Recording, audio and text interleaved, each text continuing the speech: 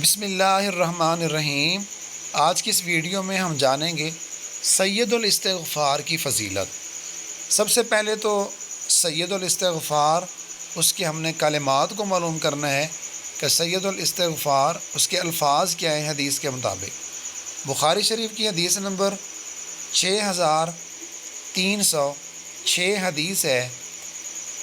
سید الاستغفار کے یہ الفاظ ہیں: اللہم انت ربی لا الہ الا انت خلقتنی وانا عبدک وانا علی عہدک ووعدک ما استطعت اعوذ بک من شر ما صنعت ابوء لک بنعمتک علی وابوء لک بذنبی فاغفر لی فانہ لا یغفر الذنوب الا انت۔ یہاں تک یہ سید الاستغفار ہے۔ اس کی فضیلت آپ علیہ الصلوۃ والسلام نے فرمایا، جس آدمی نے ان کو صبح کے وقت یقین سے پڑھ لیا پھر اسی دن فوت ہو گیا شام ہونے سے پہلے فَهُوَ مِنْ أَهْلِ الْجَنَّةِ، تو اللہ کے نبی نے فرمایا وہ جنتی ہے۔